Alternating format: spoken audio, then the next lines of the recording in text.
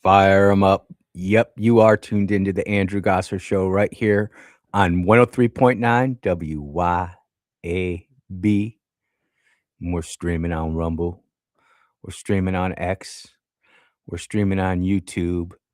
And we're streaming at the mothership that is 103.9 WYAB.com. So if you can't pick us up on our 50,000 watt blowtorch, hey, hit us up on the stream. Like, share, subscribe. Do all the things, help us out, grow the channel, help out our sponsors. We appreciate that at WYAB. You can follow me on X at Andrew Gosser, AndrewGasser. And if you want to be part of the program today, it's simple. You can text me 601-879-5060, or you can call me 601-879-0002. But regardless whether you text me or call me, the mission here at the Andrew Gosser Show remains standard. It is the same. We are here to equip the saints. Who are the saints? Y'all are the saints. That's right. Just remember it. Someone's planting it, someone's watering it, but it's God that's giving the increase.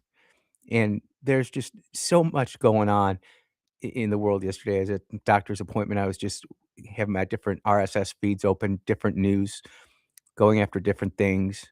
And got like a science feed, and then a well living feed, and political feed. And what came up in my political feed was just absolutely insane, because New York is no longer a functioning U.S. city and state. It has been completely co-opted. I've got multiple examples of this. And it's not really making mainstream news unless you actually dig for it. And the reason I bring these things up is because this is the stuff that's coming to Mississippi.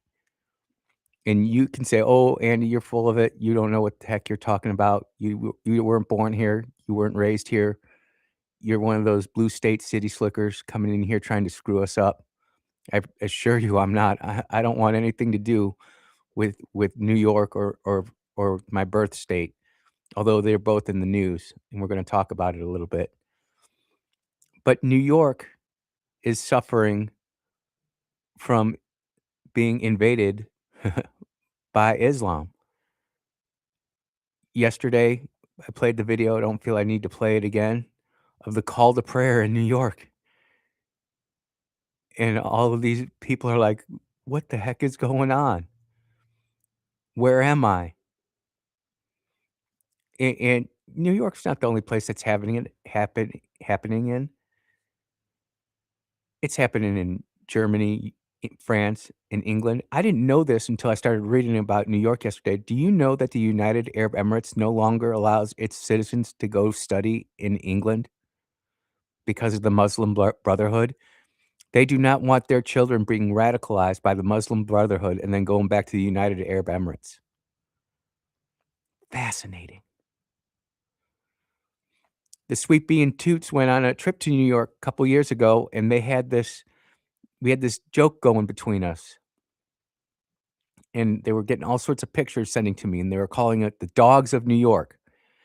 And when we went to Spain, it was the dogs of Spain. And when we went to London, it was the dogs of London. There weren't too many dogs in London now that I think about it.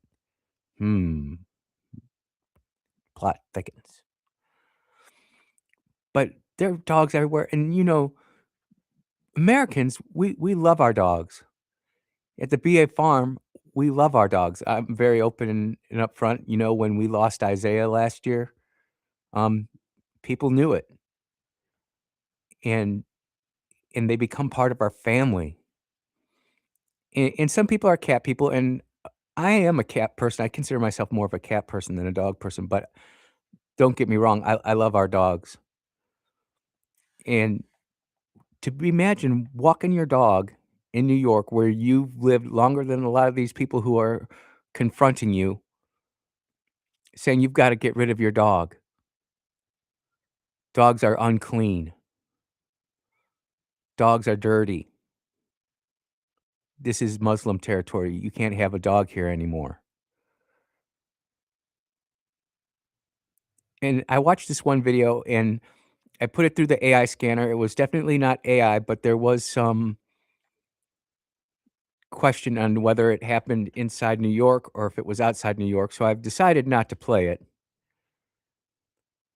One, because I can't confirm where it's at, but number 2 is there is a little bit of cussing in there, but that's neither here nor there. But imagine you're walking your dog, and this big burly dude comes up, bows up on you, and starts going after your dog. I mean, what are you gonna do? I know what would happen in Mississippi because we're not brainwashed yet, and we know what happens when sometimes our neighbors' dogs get onto your property. Things accidents do happen, and we accept that. But when your dog is on a leash and you're walking around your city like you have for years and years and years, and you get confronted, things start to change a little bit. And people are really starting to wonder just what the heck is going on in New York. And let me tell you, ladies and gentlemen, there are 2 sides of this. The first side is, "Man, this isn't good. This isn't what we wanted to happen. We wanted to have the other guy get elected. We wanted the Democrat to get elected, not the Muslim socialist." I get it. Then there's this other side, and I'm not even calling it the MAGA side. It's just this other side saying, "Yep, you get what you vote for. You get what you vote for. That's what they deserve." But we forget about the people who just want to see the United States fall, who wanna see us fail. It's like Alien versus Predator. No matter who wins, we lose, and we do. We're losing our sense of morality, the way that we interact with people. Text Texter texting in here, "Yeah, those dog walkers who never pick up after their dogs." Hey, I get that. No one wants to step in some dog doo-doo. I live on a farm with well, we're over 100 sheep and lambs right now, so there's a lot of that going around, few chickens, and it's exciting at the BA farm. We had a scare with one of our dogs, our house dog. She was a victim of that Madison puppy mill, and, it's actually crazy because she was actually gonna come in and be a guest. I had her in the chair and everything, and that was the day that the radio station died right as I went on the air. I still think that's kind of spooky, but whatever. But we have a new visitor to our own farm, and who doesn't like a new dog? I just find this all coincidental as I'm doing show prep. But one of the dogs that we sold, we had Great Pyrenees puppies, and puppy went away, and puppy needed to come back home. So Eli came home last night, pictures with the sweet bee and Toots and me, very happy. He's gonna be great. He's gonna join his dad, Ezekiel, his mother, Ghosty, and he'll be on patrol combating the coyotes of Greater Terry area. If you're near our area, you're not gonna have to worry about coyotes. But it just goes to show you the empathy and the love and the care that we have. You know, yesterday on the show, we talked about in Italy how if you abuse an animal, you're getting up to 4 years in prison and a 60,000 euro fine, and I think 60,000 euros is like $53,000. People care about their animals. It's not to say that we don't wanna raise them, humanely harvest them, and eat them because that's great. We were at a church meeting the other day, and they're like, "Andy, how can you eat those lambs?" I'm like, It's really easy. You just say, 'Hey, little lamb, you're looking really fine. How would you like to come to Easter dinner?'" And yep, you put them on the plate. You put them on the menu, and there's no hormones in there. There's no pesticides in there. There's no antibiotics in there. The flavor is delicious, juicy. It's kind of got a gamey taste, which I like because when you buy the store-bought meat, and hunters know this.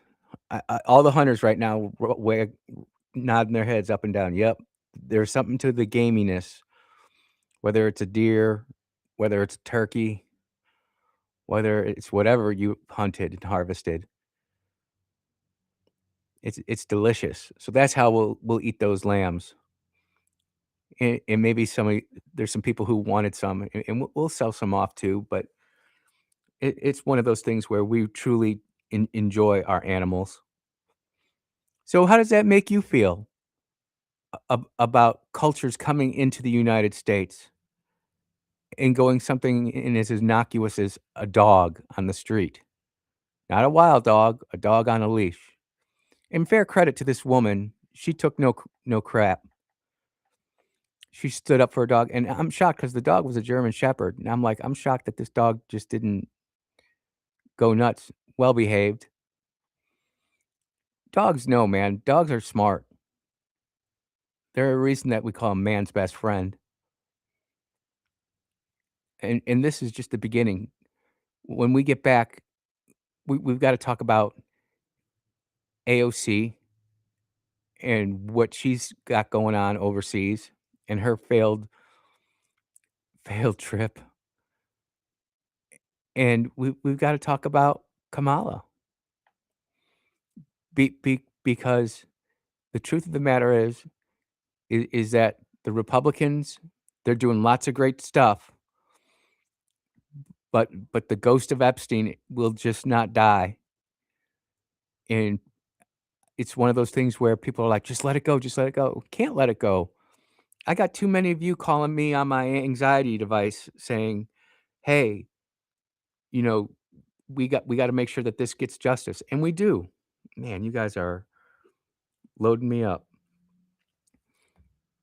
See, I just mentioned Epstein and we talk about it, and people get fired up about it.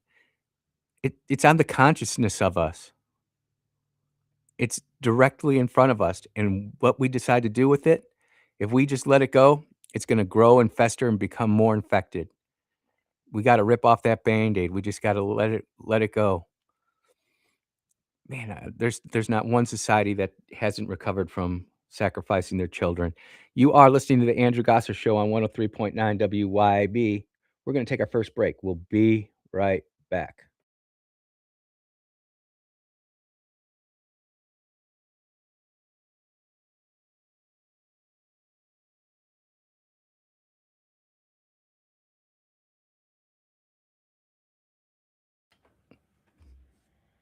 Hello, this is Andrew.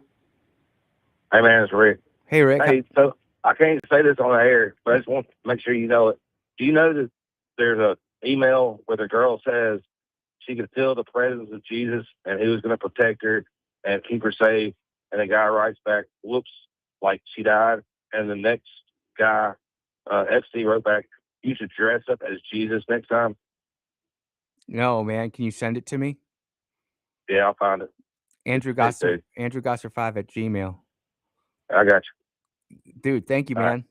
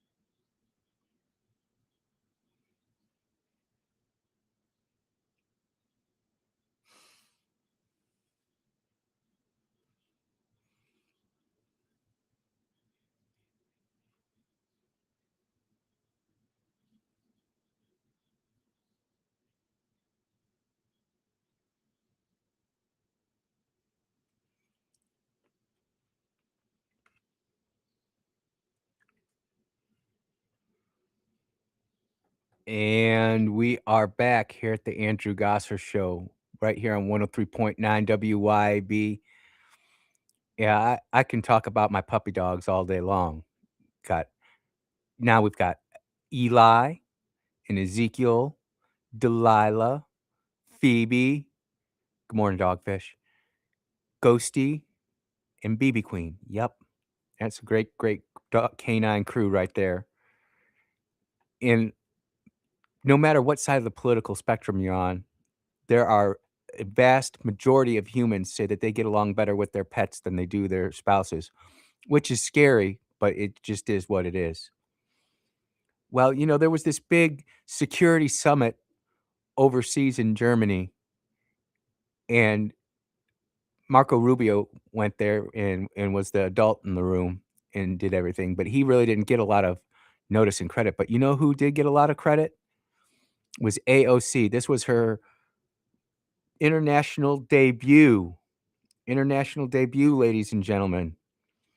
And there were people who were propping her up, but the people who were actually listening to what she was having to say was not it was not impressive. And I just want to play this for you because it's important that we have to have both sides of the aisle, right? We have to listen to our opponents. To defeat your enemy, you must know them.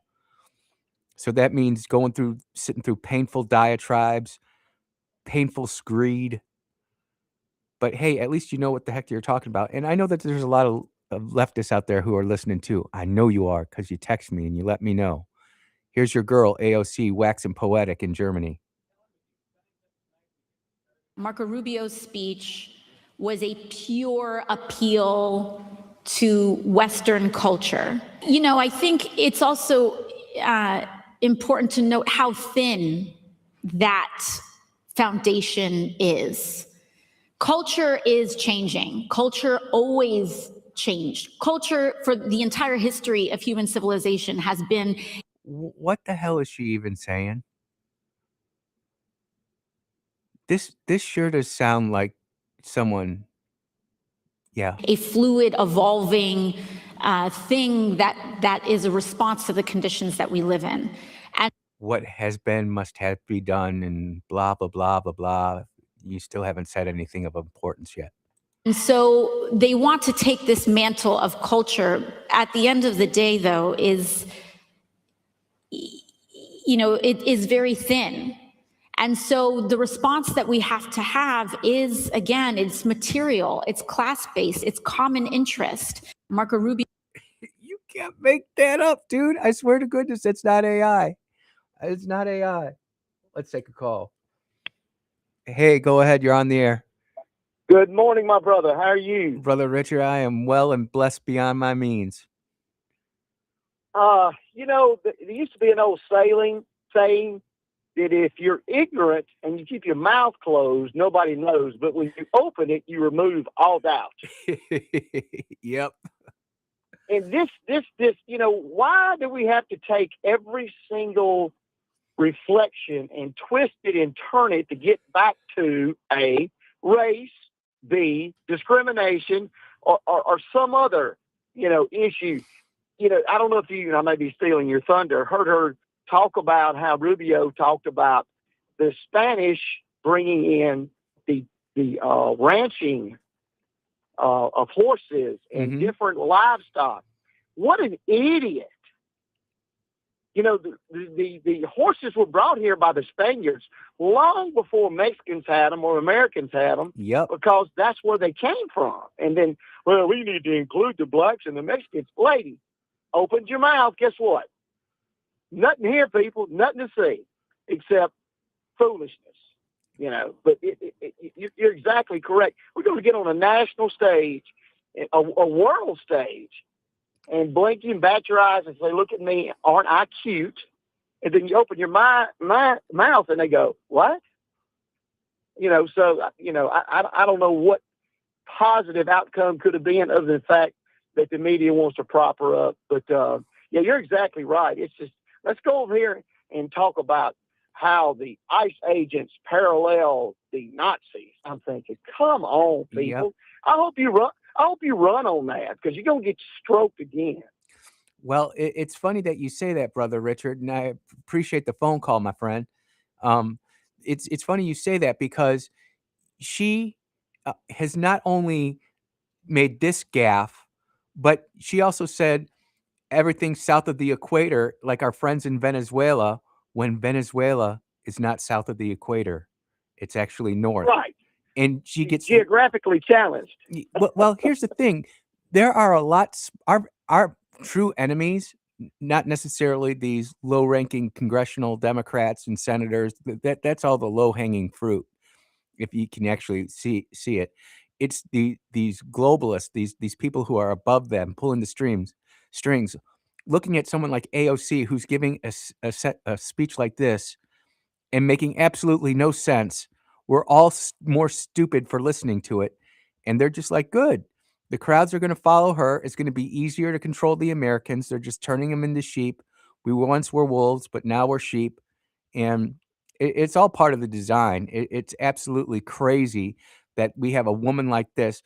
By the way, her city doesn't like dogs. I mean, where she's coming from, the exact people who are trying to destroy America are propping her up. It's just baffling to me. It's absolutely insane. All I could say is she had never, ever in her life better officiate any type of sport, because if she had to make a call, oh my soul, it'd take us half an hour to decide if somebody was safe or out.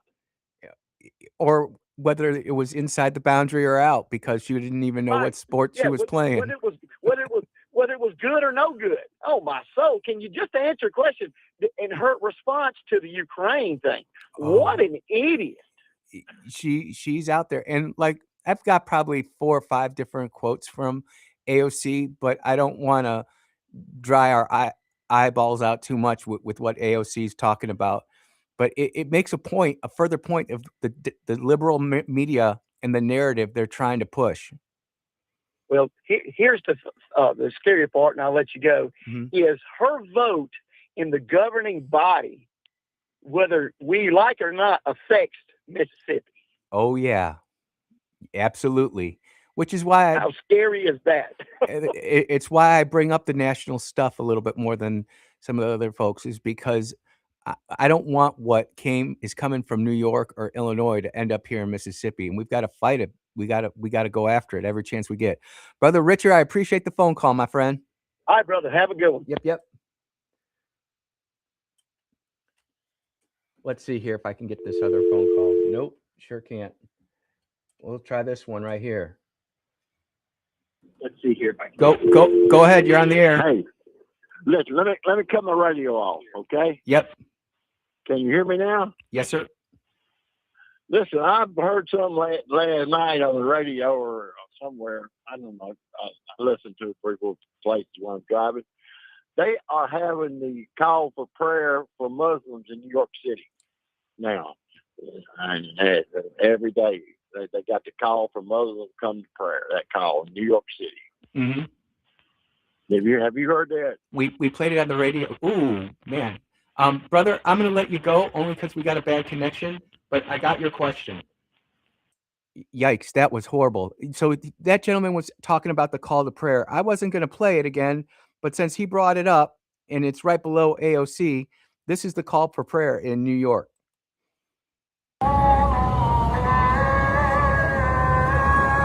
Here is Atlantic. We are hearing Azan. Come here. I think we're diverting off the Texas stuff. Yeah. Dogs. Hey, there were some dogs walking through the middle of the call to prayer, which was pretty cool. Airedales, I think what they're called.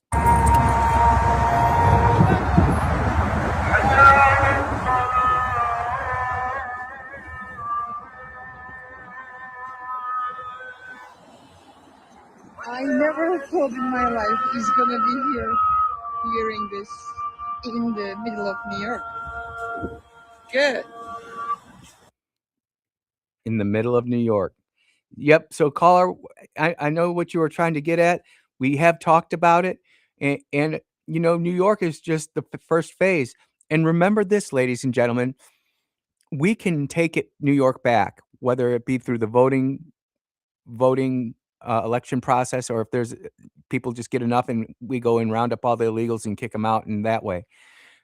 But the our enemies, the people who wanna see America fail already look at this like a win.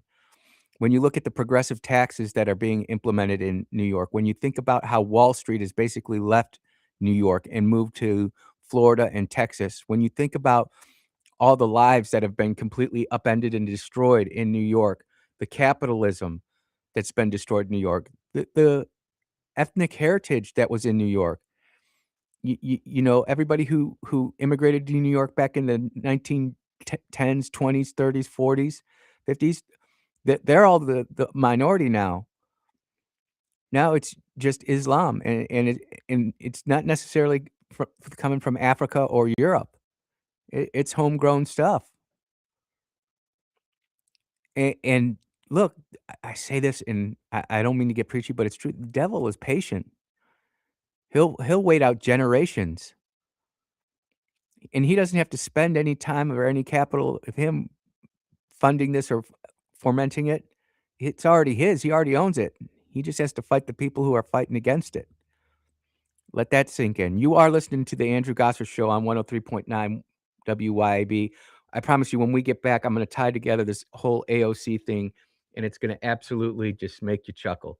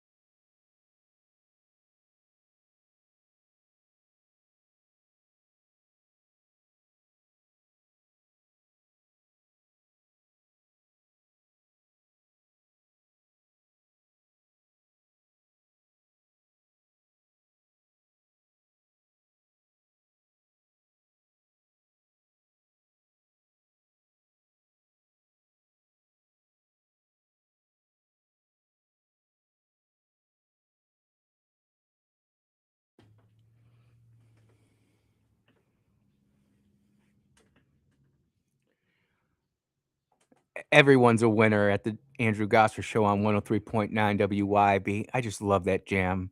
Just makes you happy. And listeners, y'all who are texting me and stuff, you all are the best. You all are the best because there are definitely dog lovers in the audience today. And we are either having the heck trolled out of us, or it just goes to show you that the left not only loves dogs just as much as we do, but they are even more creative in the ways that they use their dogs.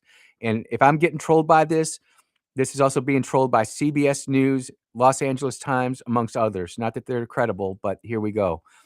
This is coming, and this was last year, by the way. This is coming from September 5th, 2025.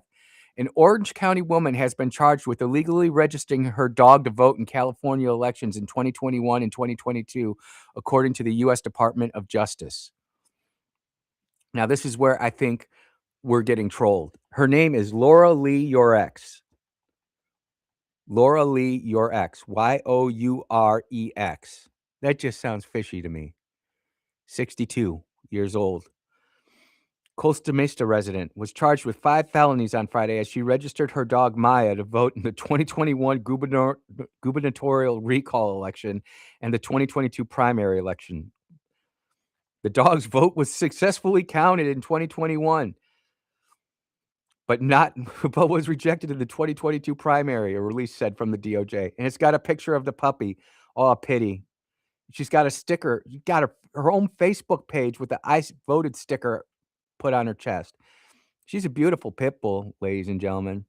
Brindle, white chest, gorgeous dog. Maya, the dog with the I voted sticker on and a voter's and a voter. Oh yeah, she's got a voter's ballot. I mean, that just goes to show you the intellectual acumen of some of these people on the political left. They got to get a selfie. It's the generation. It's all about that next click. It's all about that upvote. It's all about that share. It's all about that internet clout, that dopamine hit. We're trending for it more and more and more. But yeah, California election code states that in order to vote, a person must be registered to vote by filling out and submitting an affidavit or registration. So how did Maya go ahead and fill out this affidavit? I guess it's just Laura Lee, your ex. Dogs are superior. Dogs are superior. I want to get back to this AOC thing, though. And I know we got kind of sidetracked a little bit, but I'm reining it back in. Come back. Harry Enton has come out with a new video, and I always like to get both sides of the story. And ladies and gentlemen, some of you, your dreams might actually be coming true. Regrets of some folks had a few. What are we talking about here? Well, let's just take a look here. Okay, choice for 2024 presidential election. The actual was Donald Trump winning by about 1.5 points. It rounds to a point. But take a look here. In a polled redo between Donald Trump and Kamala Harris in April of 2025, it was within the margin of error, right? Kamala Harris by a point. But look at where we are now, according to an NBC News Survey Monkey poll. Kamala Harris wins in a redo, asking folks, essentially, if you could redo the 2024 election, how would you vote? She wins it by, get this, 8 points. NBC Survey Monkey. I just don't know what to say, ladies and gentlemen. I mean, I shouldn't be laughing at this because what has been must come again and all the things that, man, I can't even quote Kamala Harris. But this is who the Democrats are putting forward. CNN, the first trusted name in news. This is CNN. Are saying that Kamala wins in a redo. There's just one problem. There will never be a redo. And I know that there's some Trumpsters out there saying that Trump can run for a third term. If he can, I don't see it. If I was a betting man, maybe go buy a lotto ticket now and bet on it to follow through. But I don't see a Trump Kamala redux in 2028. But let's listen to Harry get all excited about Kamala because it's pretty funny. Massive shift from what we saw back in November of 2024 when Donald Trump won by a point. And I will note that this sample was weighted to the 2024 result in which Donald Trump won by a point, but yet Kamala. Do you notice how excited the left newscasts are? Not necessarily the common sense prognosticators, the newsreaders, but the people that they're hired to get excited, whether that be on The View, whether it be this guy or that show that Scott Jennings on. We really haven't heard a lot from MS Now, have we? Ever since they left MSNBC/BS Always. They're just further falling into obscurity. And what's that say about the Democrat Party if they can't find somebody besides Kamala Harris to run in 2028? Because it's either gonna be JD or Marco. I'm a JD guy. I make no mistakes about that. I don't hide it. But if Marco Rubio was our nominee, I certainly wouldn't be upset, and I sure as heck ain't gonna say anything negative about him. I don't have a bad thing to say. I just think JD is batting 1,000 as far as being the vice president is concerned, and I like him. But let's finish. Well, not even finish, man. Man, this is just true radio gold. True radio gold. Harris in this weighted sample, get this, she wins by 8 amongst a sample that voted for Trump by 1. So the good news is Kamala Harris, for her, wins the 24 election. The bad news is it's actually 2026. Did you hear that? The good news for her? Maybe I heard that wrong. Let's listen to it again. By 1. So the good news is Kamala Harris. The good news is, and then he pauses, and then for her, and then he goes into his thought. See what they're doing there? For her, wins the 24 election. The bad news is it's actually 2026, so it doesn't count for her. What about, though, the 2026 midterms when we're talking about Trump voters and then also Harris voters? Okay, so you see this, and as John was laughing about, the fact is the 2020. I'm just so shocked that CNN even had the courage to put this on the air. It's not that it is funny. I am laughing at it because Kamala was such a terrible president or presidential candidate. She was a horrible vice president. She was in charge of the border when we were invaded. And they're trying to pump her up. 24 election is good, gone, goodbye. But it has a massive impact, this voter sentiment, on what may happen later this year. Why do I say that? Because let's take a look at the vote for Congress. And this is very important, all right? 2024 Harris voters, they vote for the Democrats on average by, get this, 89 points. The Trump voters mostly stick by the Republicans, but by a significantly smaller margin, by 83 points. This means that the Democratic base that voted for Kamala Harris is sticking with those congressional Democratic candidates to a much greater degree than those Trump. And that is something this is the main reason that I'm playing this clip and taking it as long as I have, is because this is just my personal opinion. I'm not speaking for the Republican Party, state, national, or otherwise. This is just Andrew Gosser's opinion on this. This is why they're losing in some of these polls, is because the people in the middle, the voters in the middle, who really wanted to see things get done, are not seeing any movement on the Epstein stuff. They're seeing the immigration stuff, and I believe that that's not hurting Republicans. It's not. It's not hurting the people who are here legally or believe in strong borders. It's not. They see the stuff that's happening with the tariffs. They're okay with that. But when we see people getting away with sexually abusing, sodomizing, or otherwise abusing our kids, when they see these pedophiles running around, and they know that if they did 1/4 of the things that these rich and influential people did, they'd be so far behind jail. You'd actually see a Lynn Fitch conviction there. You know, that's it's just not fair, and it's this two-tier justice system, and I think that's why the Republicans are having the problems that they're having. It just is what it is. Voters are sticking with the Republican candidates for Congress. And that is why what you're seeing on that generic congressional ballot is Democrats leaping ahead by this point by about 5 points, because at least at this point, the Trump voters are not sticking by the Republicans as much as the Harris voters are sticking by the Democrats. Yeah, and these numbers may not look that different, but this 5 points, which is roughly what that is, that really could be huge. Look at how they're just going and opining how great this vote drop is. And I don't have the internals to Harry Enton's polling here, and I don't think we need to get into it too much more than we already have. The main thing is that AOC is a complete loser on the international stage. She speaks just like Kamala. The Democrats don't have anybody to run in 2028 who has real stature and standing inside America, let alone the rest of the world. And we're going to get a Kamala AOC ticket. Republicans, I'm curious how you feel about that. I think in Mississippi we'd be okay, but I wonder how Republicans elsewhere think about that. I know for me as a political operative, I'd be licking my chops. But I'm telling you what, it's tough when I go and visit people talking about this primary, and they in not every household, but I'd say 1 out of every 3, there's always a question about the Epstein files and why haven't we done anything about the Epstein files. You are listening to the Andrew Gosser Show on 103.9 WYAB. We will be right back.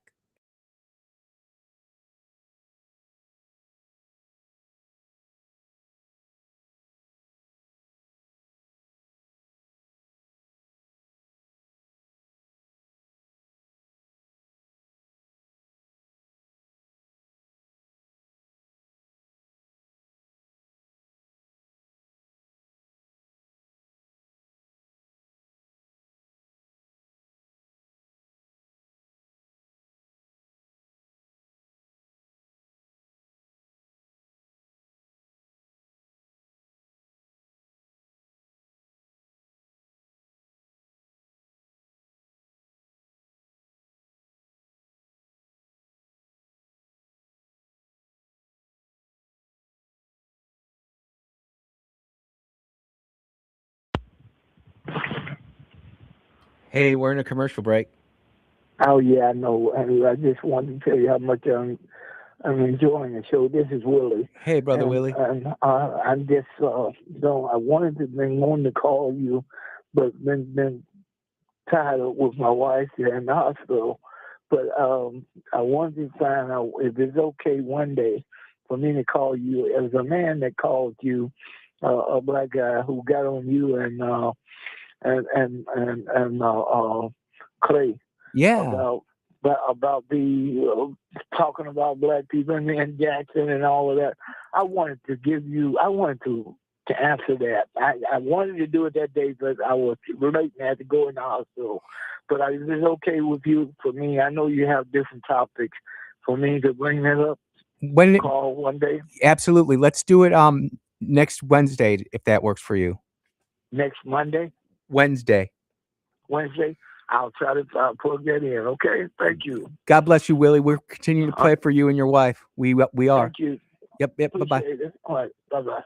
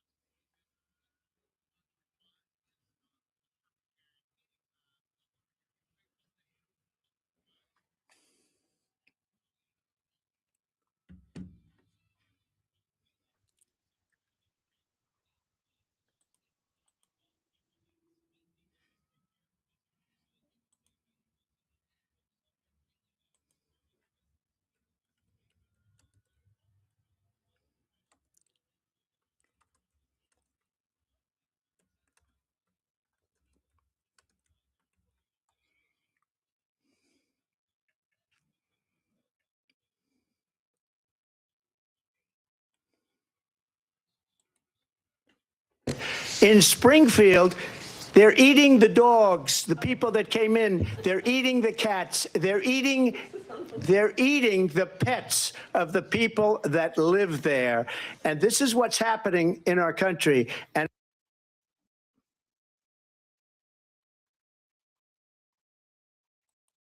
they're eating the dogs. They're eating the cats.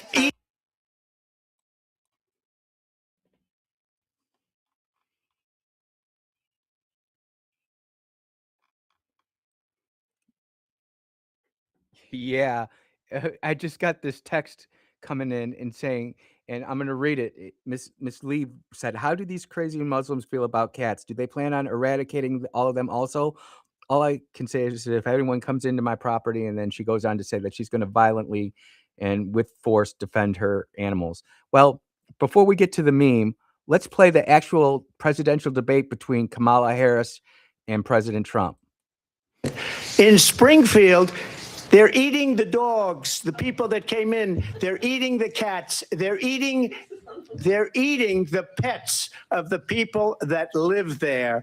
And this is what's happening in our country. And it's a shame. Remember, that was a presidential debate, and Kamala Harris is sitting there laughing like a word that I'm not going to say. But of course, in true Trump fashion, he got to mean it. We've got to meme it. In the political right, we meme better than anybody else. They're eating the dogs. They're eating the cats. Eat the cat. Eat the cat. They're eating the dogs. They're eating the cats. Eat the cat. Eat the cat. They're eating the cats. They're eating the dogs. Eat the cat. Eat the cat. And remember, ladies and gentlemen, behind all humor, there is an element of truth to this. And in Springfield, Ohio, we can go back. I don't have the time right now to do it, but if I have to go back and pull up all these reports of all of these Somalis eating all the pets that were invading that neighborhood, do you not remember this? Am I just out to lunch and I'm like the only one who remembers all this craziness? I feel like I'm not. I mean, Rick, am I hallucinating this? Richard, am I hallucinating this? I don't think I am. The truth is that this culture is invading, and all we care about is our TikTok and our Instagram and how YouTube went down for an hour last night, and our 10-year-old was having a complete and total meltdown. That's what's getting the news today. It's absolutely insane. And we're still not even done talking about New York yet, ladies and gentlemen. Because when we get back on the top of the next hour, we are going to talk about Mississippi and the response to the disastrous ice storm and how it proved how vulnerable we really are to Mother Nature. But in the next hour, we're going to start off with a new law that was just signed into law by Governor Hochul. And it just further demoralizes and demeans the sanctity of life, how precious life is, and how if you don't sit there and stand up for it, it's going to be lost in just a second. It's a never-ending war. That's why we have to find levity when we can. Because I promise you, the other side is always marching. And it's just, where are we going to be comfortable today? Are we comfortable going out and protesting abortion? How about assisted suicide? Abortion with a pill? Where is it that we draw this line in the sand? You are listening to the Andrew Gosser Show on 103.9 WYAB.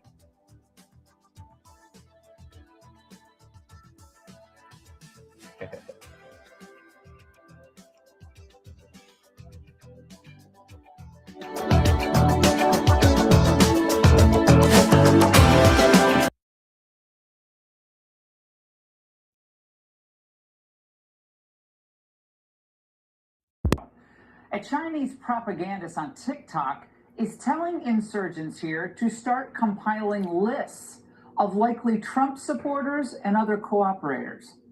Some households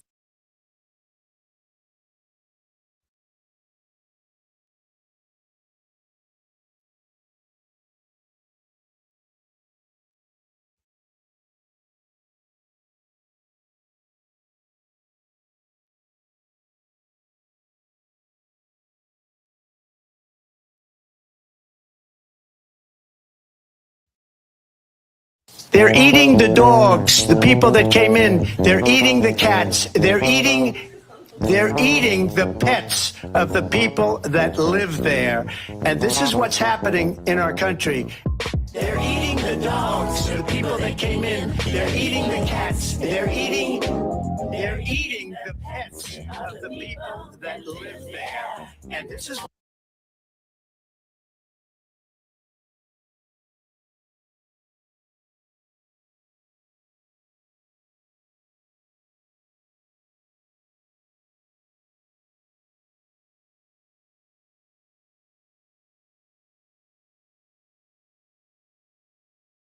they're eating the dogs, they're eating the cats. Eat the cat, eat the cat. They're eating the dogs, they're eating the cats. Eat the cat, eat the cat. They're eating the cats, they're eating the dogs. Eat the cat, eat the cat. They're eating the dogs, they're eating the cat.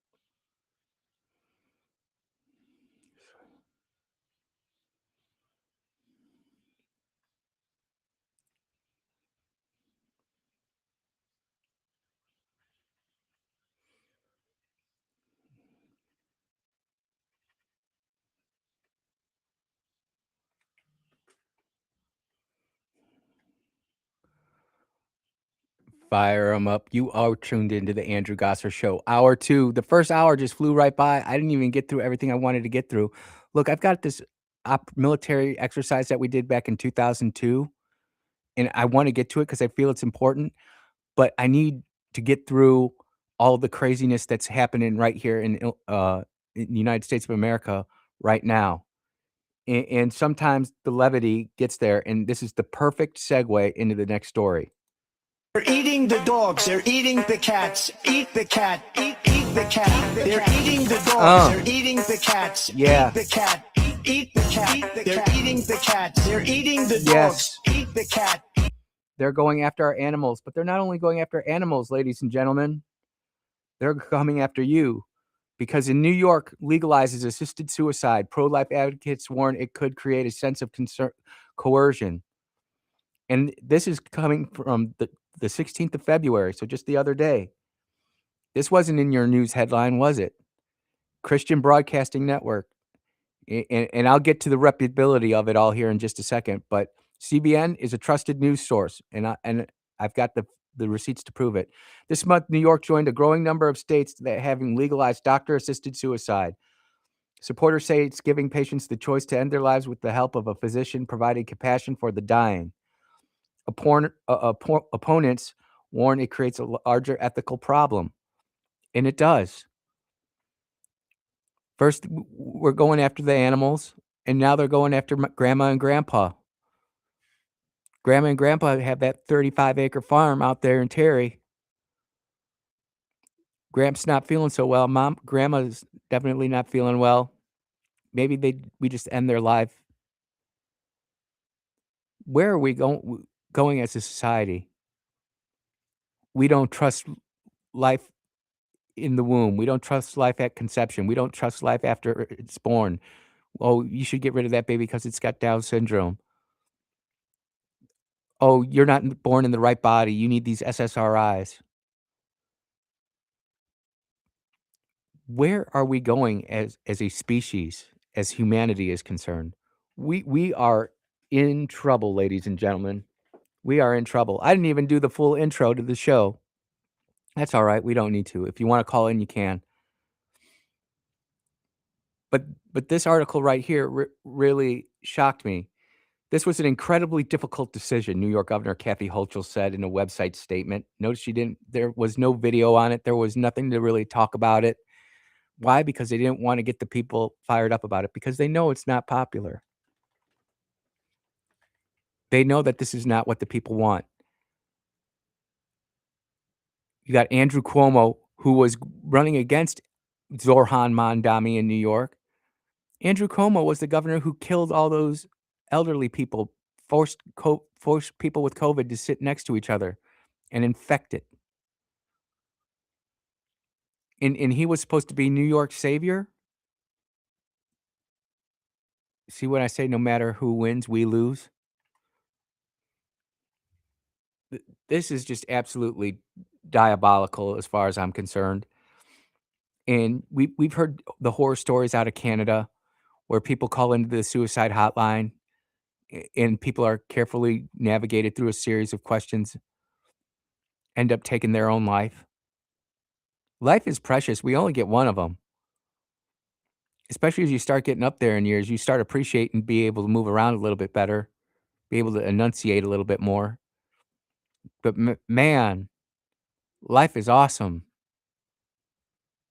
You get to see your grandkids, your great-grandkids, depending on your profession and how you set yourself up.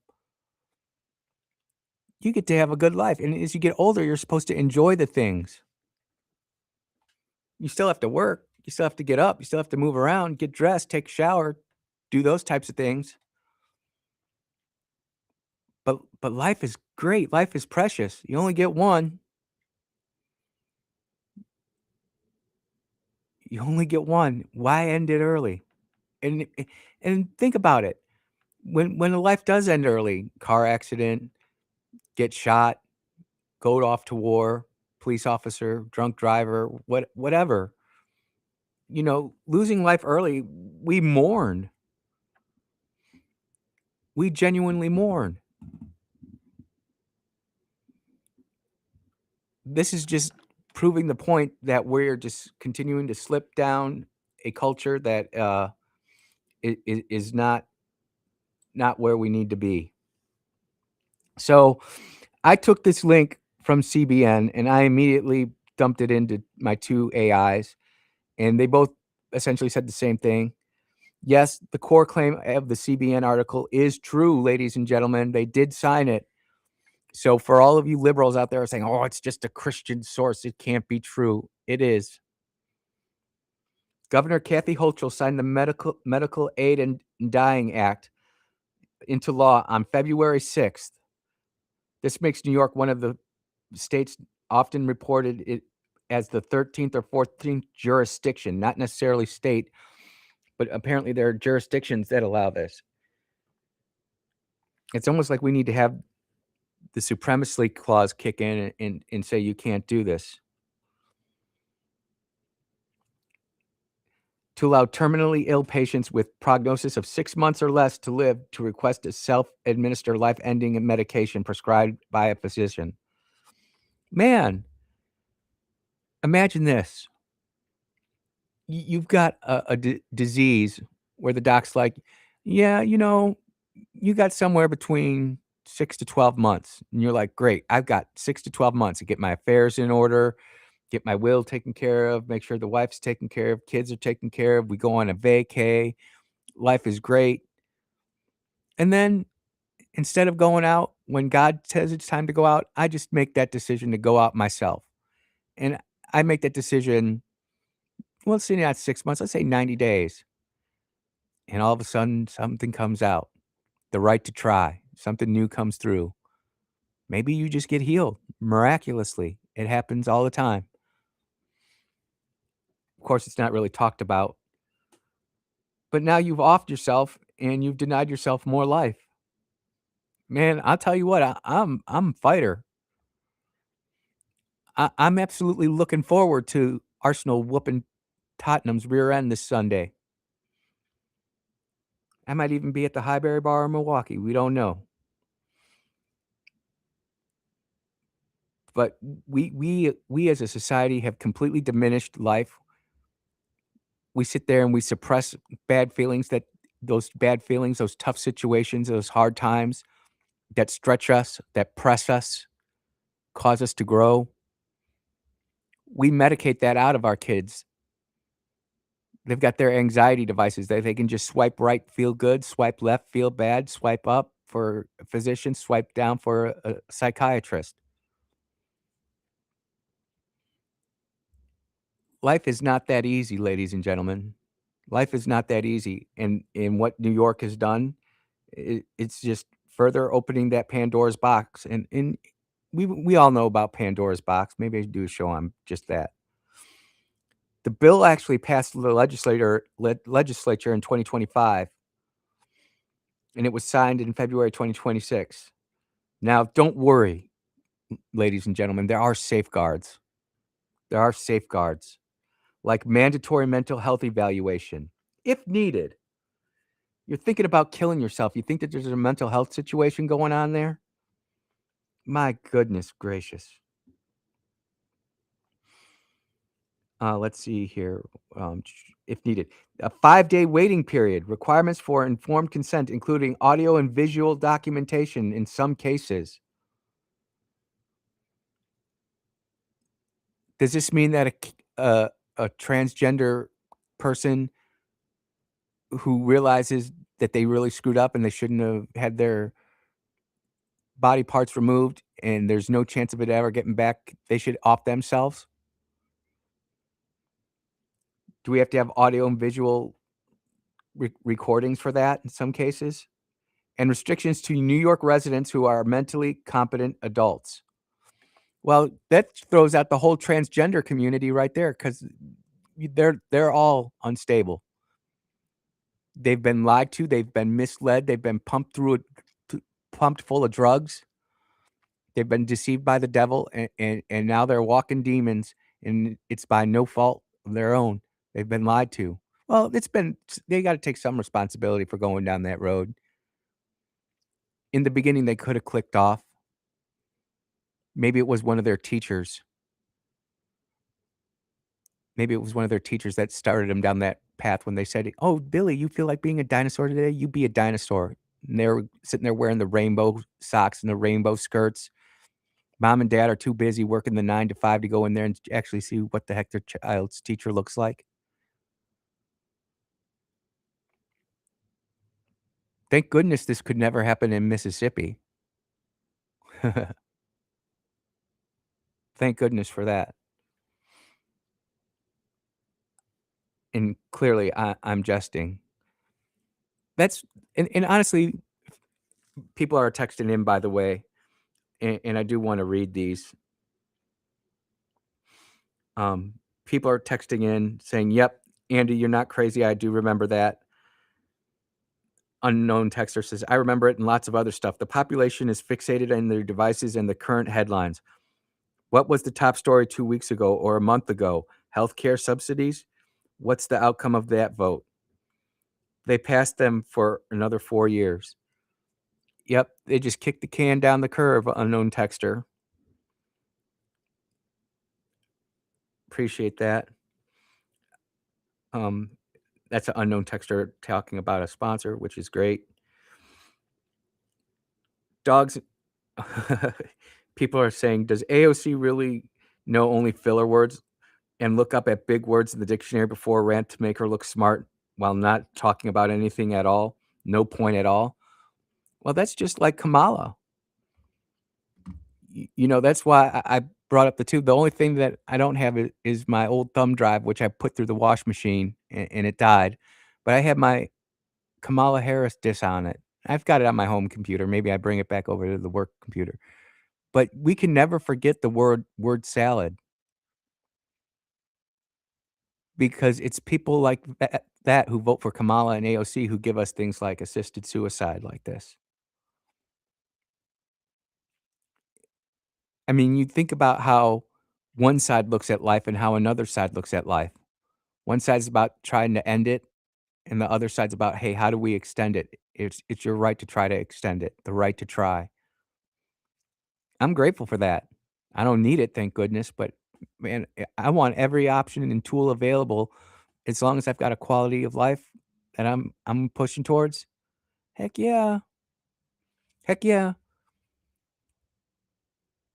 That's enough about New York. When we get back, we're gonna talk about Millennium Challenge 2002 and why every American should be concerned about Millennium Challenge 2002.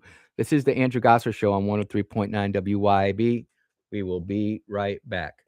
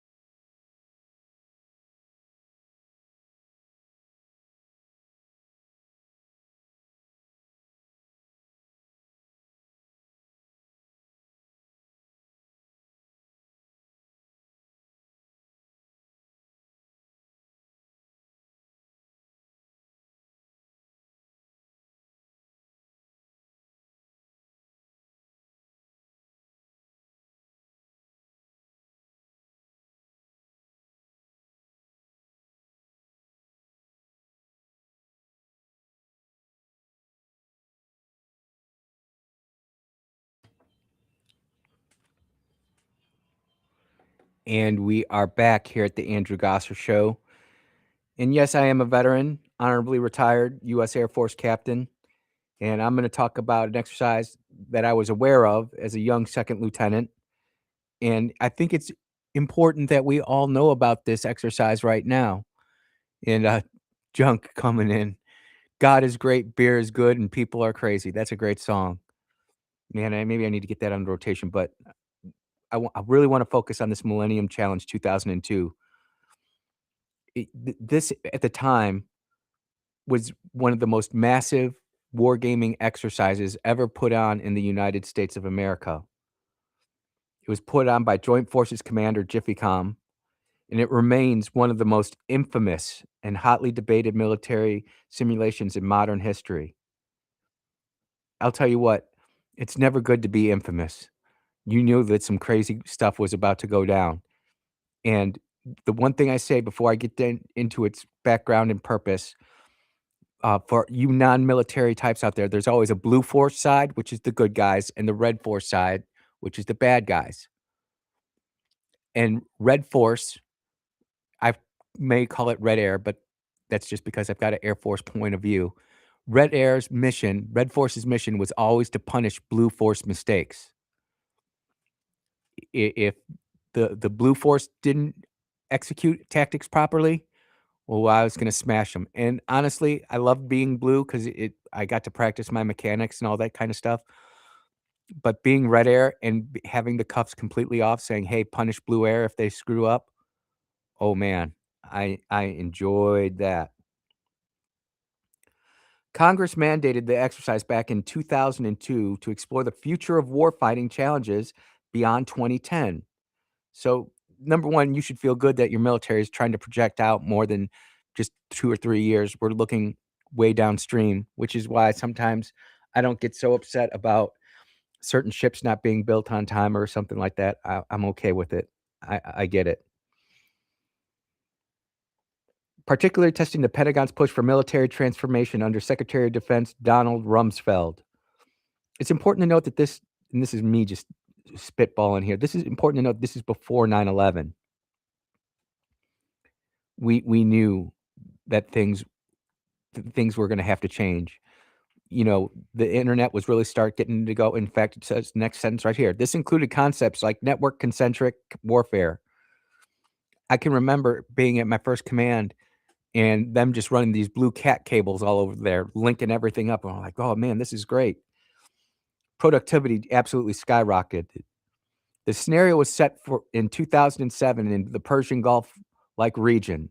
We could never actually say that we were in the Persian Gulf or we were simulating this country, but it could have been Iraq, like Iraq. It could have been like Iran. I don't know. You tell me. It combined computer simulations along with live fire force elements across 17 simulation sites and 9 training locations, involving around 13,500 participants, and the budget reached $250 million, $437 million in today's dollars. It was crazy. Blue Force was led by Lieutenant General B.B. Bell, focused on objectives like opening shipping lanes, neutralizing weapons of mass destruction facilities, and compelling regime change and or capitulation. The Red Force was moderated by an asymmetric adversary, and that's the key, asymmetric, someone who thinks outside the box. Initially led by retired Marine Corps Lieutenant General Paul K. Van Riper, a respected aggressive warfighter chosen for his unconventional thinking. And so, before I get into this any further, who do you think won? Blue side, red side, or somebody else? In the initial free play phase, Van Riper's Red Force employed low-tech asymmetric tactics to evade Blue's advanced surveillance and electronic warfare advantages. Orders transmitted via motorcycle messengers and World War II-style light signals, avoiding radio intercepts. A massive preemptive salvo combining cruise missiles from ground launchers, commercial vessels, and low-flying aircraft, swarms of explosive-laden speedboats, and kamikaze-style attacks. Man, You tell a retired lieutenant general, Marine Corps general, to go forth and conquer. He's on the red side, and everything's at your disposal. Son, man, I just want to be the snacko with the popcorn machine and the Jeremiah weed at the ready. Man, when you take the cuffs off of Red Air and you allow them to actually think like the enemy, you're going to get smoked, but you're going to learn. But just like in today's society, people don't want to get smoked and don't want to learn. They just want to take their pill to make them feel better. No, that didn't happen. You can get better. You don't have to go to the gym to work out hard. You can take some Ozempic, skibbity dibbity, wild Riz, or whatever the heck they're calling it now. My daughter knows it all. I just try to keep up. This overwhelmed the blue carrier groups, or the blue carrier battle group's Arleigh Burke defenses in about 5 to 10 minutes, sinking 16 to 19 warships, including an aircraft carrier, cruisers, and amphibious assault ships, causing the simulated casualties of around 20,000. Blue leadership admitted it was a disaster, with one calling it, I can't say the word on the air, but we'll just call it a butt whooping. The exercise was then paused, and blue forces were quote unquote refloated. And the simulation restarted with constraints on Red Air's free play, limits on tactics scripted, and then they started scripting attacks. Man, this is like playing StarCraft against the computer and not against a human player. Remember when StarCraft came out, ladies and gentlemen? I know I'm dating myself. Human versus human, you didn't know what to expect, but if you knew the script in the computer campaign, you thought you were the best StarCraft player out there. We actually used StarCraft in not officer training school, but shoe flag. What was that school that they send all the captains to? I can't even remember it anymore. Shula, whatever. After the restart, Blue achieved an operational victory. Hooray! We're all winners. We all get the trophy. Here, Red Air, you get a ribbon too. Think about that. This is those people who went through those exercises, those young lieutenants, captains, and majors, they're now the lieutenant generals, brigadier generals, and colonels getting ready to kick off what's going to happen in Iran. I can say that.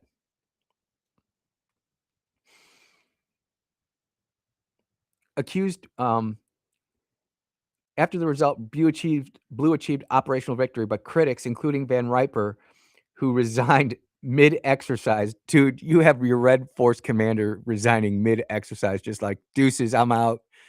I whooped your butt. I proved what I needed to prove. I'm not going to sit here and take a butt whooping just to make stroke your ego. That's a Marine right there. And honestly, we need that more in our officer corps. We do. And it sucks as an officer because you are throwing away your career to make a point. And we're going to get to General Van Riper's point here in just a minute. Accused officials of rigging it to validated preconceived doctrines rather than truly test them. The official postmortem, and I loved it. So when I see the word postmortem, I always think of Air Force because that was the postmortem. Noted that Red Air free play was constrained to the point to where the end state was scripted. The end state was scripted in this Millennium Challenge 2002. General Van Riper called it a $250 million wasted exercise and criticized the shift from open experimentation to reinforced of existing ideas. Media leaks fueled headlines about the U.S. vulnerabilities of low-tech asymmetrical threats.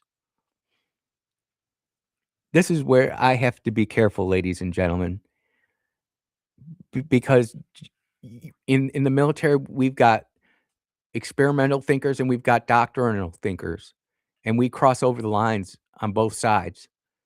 And there's a lot of stuff in my head. I would just love to say, well, have you thought about X, Y, Z, Z, D, D, D, D, D, and point out a bunch of things. But we do not necessarily want to broadcast those things. Even though we know that our enemy might be thinking those things, we don't want to validate that, which is what ticks me off with some of these YouTube channels where you've got all sorts of just different YouTube channels out there saying things that, yes, they're true. Yes, it's factual, but do you really need the deep intel on the F-35 fighter program? Do you really need the max afterburn on something? I'm just saying, as just a lowly captain, be careful what you validate and what you speak upon, because you never know who's listening, number one, and you never know what you might inspire someone to do. The human mind, despite all the SSRIs and drugs that they're pumping into our kids, is incredibly creative. And they can take techniques, tactics, and procedures that we think are just written in stone, Sun Tzu level doctrine. And just with a simple shift of the kaleidoscope, everything shifts, and now it comes into focus in a new way, and you're like, all those years of warfare that we thought we were gonna be impenetrable have been completely flushed down the toilet. Skibbity dibbity. Gone. And I've got such an example of that that's not only gonna be useful in military technology, but also right here in Mississippi. We're gonna take our next commercial break right here on the Andrew Gosser Show. We will be right back.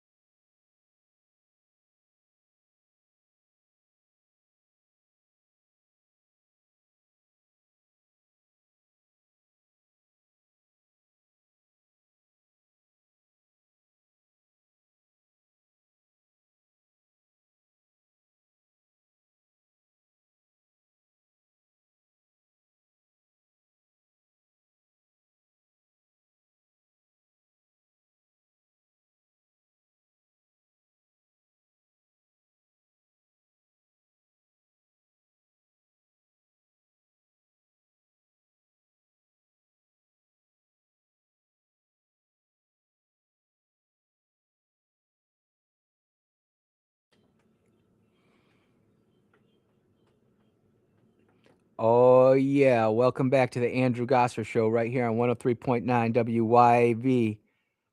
You know, Winter Storm Fern came through and did a lot of damage to Mississippi. And there have been some people who've been not just critical, because you need to have critical feedback after a once in a lifetime ice storm like that.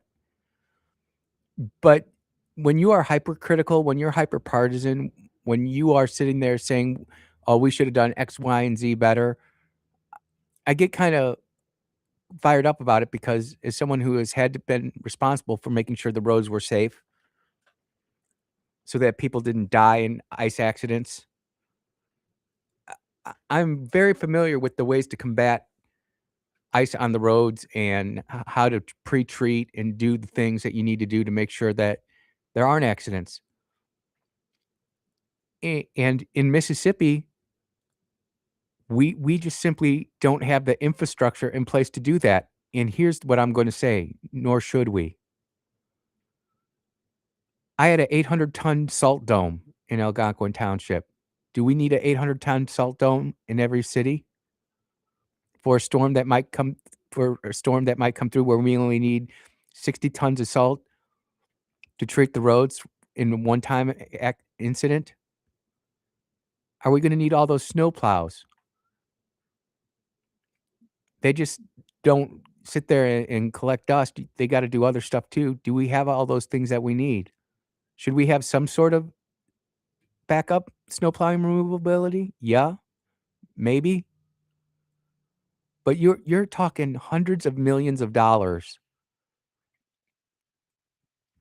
of money going into snow plow removal, ice removal that you're going to use once every 5 years, once every 10 years or greater. Now, what happened with the power lines, no matter where that ice storm was coming, it was gonna take out power lines, and it just so happened to take out Oxford and that swath of northern Mississippi. That's just where the cookie crumbled. If it woulda happened through here, we woulda just been getting out of the mess. You drive up and down 49 and 55, and you see all sorts of trees and logs being cut down that have fell down and being chopped up and getting ready for removal. That needs that needs to happen. But all the power line infrastructure, all that water infrastructure, it's just like Jackson, they built it up one time and let it go. And there's a lot of these smaller power collectives that don't simply have the tax base to refresh the lines as much as they need to do, have the tree cutting go out there. I'll tell you what, my guys, they tell you, we cut a lot of trees. I bet you we spent I'd say 45, I wouldn't even say a month, I'd say 45 days a year, we were doing nothing but trimming trees around power lines, and we made sure that we didn't get close to the power lines, because if they got anywhere close to the power lines, then we had to call in the state contractor to go ahead and do that, and then you gotta turn off power to the power lines, and you gotta get the special bucket trucks out there, and it gets real expensive real quick, so it behooves you to go out there and do that preventive maintenance.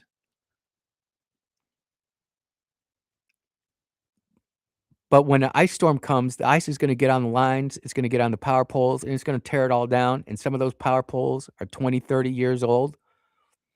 They're starting to be deconstructed. They're starting to rot. And never let the Pulitzer Prize fakes over at Mississippi Today to capitalize on drama. We as a state failed them. Senators called for improved disaster response after winter storm. Did we fail? Did we fail? So, first of all, we have to think about, was this a surprise tornado, or did we have up to 2 weeks of warning saying, "Look, this thing's coming through. It's gonna be bad. Start preparing now." Because I can specifically remember, MEMA coming out and making statements, WLBT coming out and making statements. We were making statements on WYAB. Everybody knew that this ice storm was coming, and it was gonna be very bad. I almost cussed. I'm proud of myself, I didn't. People were saying they have 3 to 5 days of food and water. I know that we did. I will also say this. People were asking me, "Where do you think it's gonna go?" And when I saw the pressure start rising, I was like, "This is moving north. We're gonna be okay." We didn't let our guard down, and I didn't necessarily come out and say that over the radio, but the people who knew me and knew why I was saying what I was saying understood it. And the thing is as it moved north, it tightened up a little bit. And for all these people who said, "Oh, you should have pre-treated the roads. You should have pre-treated." Dude, that would have just been setting gasoline on $100 bills and lighting it on fire. When you are fighting an ice storm like that, you've got a window in when we were talking about it at Department of Transportation, we would say it was a 15 to 30-minute window to put down the proper treatment. But that means you had to have the trucks loaded, ready to go, crews getting in the trucks, just sitting there and idle, just waiting to hit the go button to send them out.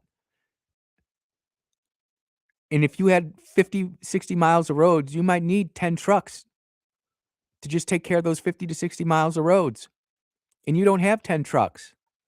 And now you're talking about the whole northern state of Mississippi being pre-treated for an ice storm like this? No. This is the wussification of America. And I'm not saying that they're not wimpy up there. It's we've just been conditioned not to take care of ourselves, that the government's gonna be there to take care of us, and it's not. I was so proud of Andy Gibson and Shad White and all those people who were taking donations up there. And, I was talking to friends in Oxford, and it was hell up there. But the government doesn't have a magic button that they can just hit and get rid of the trees.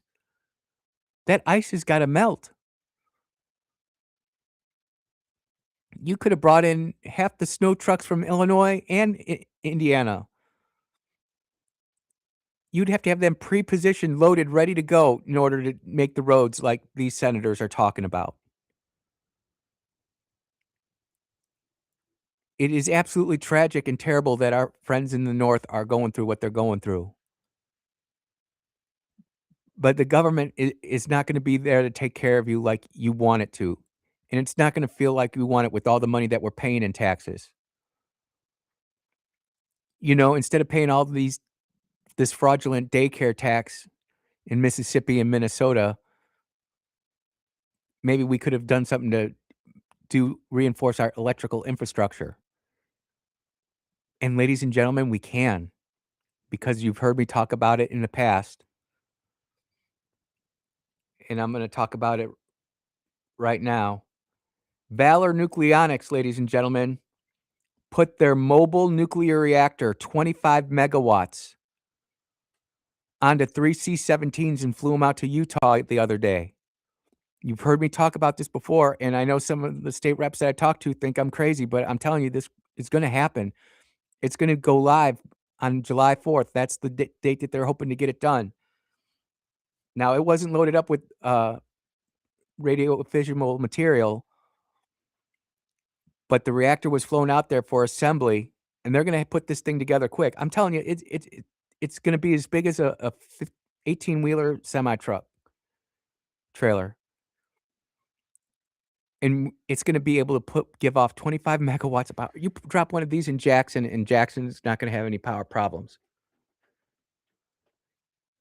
It doesn't have the upkeep cost that a regular nuclear reactor has. This is that type of game-breaking technology that busts the economy. We think of a nuclear reactor, we think of the cooling towers and everything like that. This has got nothing to do like that, and this is real. You can go look it up. In fact, I challenge you to looking it up. You could drop in one or two of these in northern Mississippi, one or two of these in central Mississippi, and put 3 on the coast just because you can. You'd have more power than you know what to do with. And then you can start worrying about the data centers. The technology is out there. Do we wanna embrace it? Because if we embrace that technology, then that means we're taking over from other people's jobs. This will completely destroy the clean burning coal industry. And I love our coal miners, and America wouldn't have been where it's at with coal. But at some point, we've got to shift over. Do we bury out all the coal and just ride it till we can't do it anymore? Do we manage that shift? How do we control the landing? Clay likes to say, "We're gonna land the plane." Nuclear energy, and if we here's the thing, if we don't take advantage of what valor has given us, then there are other countries out there that will, whether it be Russia or China. Some of you are gonna say, "Oh, it's dangerous," and all we remember are the terrible images of Chernobyl and 3 Mile Island. That is not what we have now. We've progressed 30 years in technology. And all I can tell you all is that we have solutions to strengthen our infrastructure where we don't have to have politicians going around saying we failed, when the real thing is that we didn't fail the people. Um, we just trusted the lobbyists who gave us all the money to get into the office in the first place. You are listening to the Andrew Gosser Show on 103.9 WYAB. We'll be right back.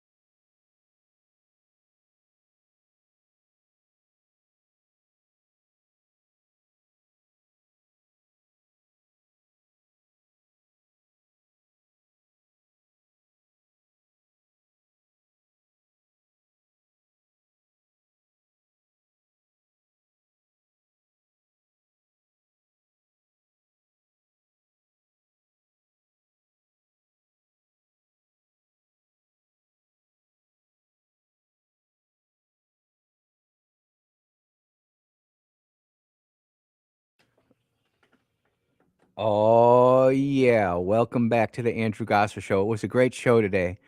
I felt it flowed pretty good. I like it when the stories come together. I really appreciate all the texts and phone calls and stuff like that.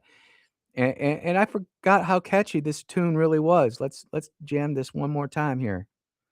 They're eating the dogs. They're eating the cats. Eat the cat. Eat the cat. They're eating the dogs. They're eating the cats. Eat the cat. Eat the cat. They're eating the cats. They're eating the dogs. Eat the cat. Eat the cat. Yep. I love the Republicans and conservatives' ability to meme. We do it better. Look, I want to say thank you to everybody who listened this week. It's a short week for me. Yesterday going to the doctor, or 2 days ago going to the doctor, and then flying out on vacation for a quick vacation up to Illinois to go see my mom, sisters, and kids and grandkids. I just want to say thank you. I want to say thank you to Clay and Sean, who are going to be flying the ship tomorrow. Special presentation of the Clay Edwards and Sean Yurkaron show. Special one time, 10 to noon tomorrow. Friday will be a rerun, and there'll be a Founding Fathers Friday in there. So we'll keep that tradition going, which I'm grateful for. And Monday, it's going to be Chip Matthews, ladies and gentlemen. So even though I won't be here, you're going to be in good hands here at WYAB. There was there's a couple other stories I wanted to talk about. The Jackson water situation. If you have not gone over to Brother Kingfish, Jackson Jambalaya, and checked out his YouTube video, I think it's really instructive to go do it, because you're going to see two cultures colliding. And the video that he puts up there, it's called Hennepin is Booed. And, Hennepin is just taking over the sandwich that he was given. And you know what kind of sandwich it was.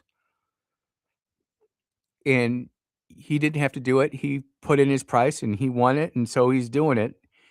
And it's just like culture is not paying the bills.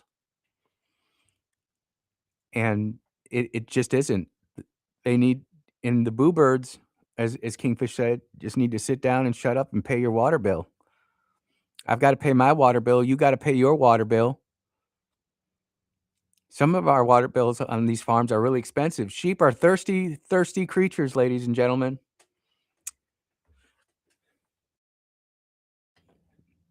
Sheep are thirsty creatures. And, we all have that civic responsibility. There's that civics word again. Do we actually treat the civics the right way that we should in school? Nope. We're too busy about organizing anti-ICE protests. I didn't even get to that story in Lake Zurich. But we'll get to it next time. But you know what I do have time for? An excellent wife. Who can find her? For her worth is far above jewels. I'll be in Illinois. The Sweet Bee will be here at the BA farm taking care of the lambs. We just had another lamb born this morning. Exciting. Sometimes they kind of slip through. You think you get it all done in one shot, and then there's these stragglers that pop out a week or two after the fact. They're off cycle. That's all right. Eli is going to do a great job. So I will see you all next week, ladies and gentlemen. Take care. Be blessed.